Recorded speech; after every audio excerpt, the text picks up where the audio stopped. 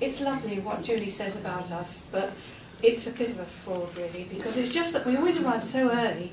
We bagged the sofa in the front of the Poetry Café, and we used to go every week, and people actually thought we were important, because we were up there with Niall O'Sullivan.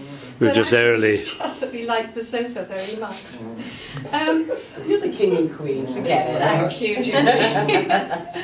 Well, yes, the Poetry Café gave me my blooding, really. I'd never read poetry aloud before until Donall took me down there. So Donall's very important to me, as people who know us know. I'd like to read something I've only just written about him. I'm very keen on, I'm quite keen on Wendy Cope actually, and her pastiches. And she wrote something based on Smart's Cat Geoffrey. So I've written one about Donall, to my lover Donall. For firstly, he maketh many quips, and is tireless in his merriment. For secondly, he is never weary of teasing, and his puns are legion. For thirdly, he utters haiku in the morning. For fourthly, he speaks poems in the afternoon. For fifthly, in the evening he pronounces volumes. For sixthly, he is generous with his praise, his books, and his advice. For he distributes all of these liberally. For he wears odd socks and is unrepentant. For he loves fry-ups. For his creation of fry-ups with a profusion of heat and oil. For his rendering of pans richly coated and black. Lies, all lies. For his gift of cups of tea at any hour of day and night. For his voice, which is deep and sonorous when he is calm, and high and shrill when he is wronged. For his That's not right! For his hair, which is abundant and curled. For his hair, which is a source of wonderment. For his hair is titled Robert Plant by the young. For he is not proud, except when others scorn him. For he is not scornful, except when others are proud. For he offers his chest as a pillow. For he offers his hands to warm his mistress' feet. For he carries the history of his ancestors in his head, and can divulge it. For he carries the history of his loves in his heart, and can utter them in songs.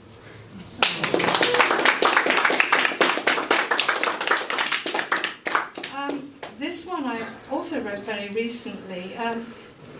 The brief was a recipe. A recipe which is a poem, but only just a poem. This is called A Recipe for Disaster, and it serves two. Take an ounce of ground glass and 2 hearts, crushed in their own poison. Blend with a spoonful of the blushful hippocrene. If unavailable, Tesco Plonk will do. Season with hemlock, sand and thyme. Set aside. Add an addled egg, lightly beaten until you can't hear its cries. The mixture should not sweat. Add the flour. Rue or heartsease or love lies a bleeding should do, whatever is in season. Transfer to a low heat and continue stirring until the roux darkens and bubbles from below. Add more wine, waters of the Lethe, or milk of human kindness if you can find it. Pour into moulds and freeze. This will keep for many years. Serve partially defrosted, heated, or reconstituted in a new form as a main dish at any special family occasion.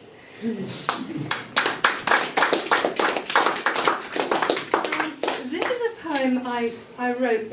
We had a brief to write on beauty, and I was inspired to write about when I felt very unbeautiful when I was about 13, which was a long time ago, and the model of female beauty then was Brigitte Bardot, very curvy, and when you're 13 it's quite dispiriting really. So this and a couple of clerihews that I wrote following this are based on film stars. I'm waiting patiently for my tits to get finished. Brigitte Bardot is beautiful, I think, I saw her in a film wearing this fluffy pink sweater with a tight belt. With awe, I saw clearly that her tits were finished. Mum says that mine will grow, but I look just now, and if anything, they've diminished. Ursula Andress, in a state of undress, was simply the best, because of her chest. Shirley MacLaine was never too vain, not a beauty, not plain, jolly lane just the same. Young Betty Davis looked like my Aunt Mavis, her lips red and striking, her hips made for hiking. Sophia Loren attracted most men, had a sultry expression, even with a dress on. Kate Moss clearly doesn't give a toss. Her beauty consists in her absence of tits. I don't want to.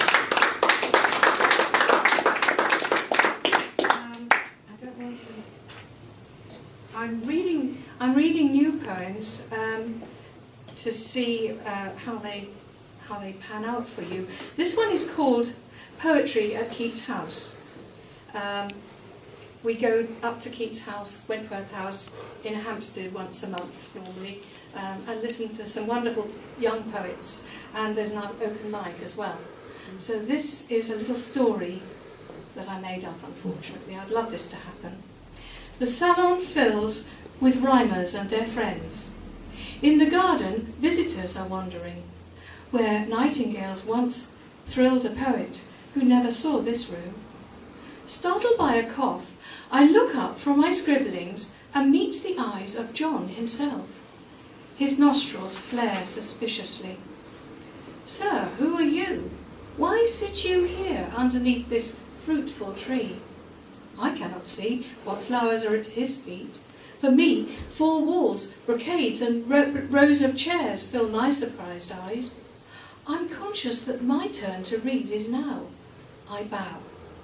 Mr. Keats, I'm honoured. Please, I hope you're reading next. And that is how John Keats' ghost is guessed in his own home.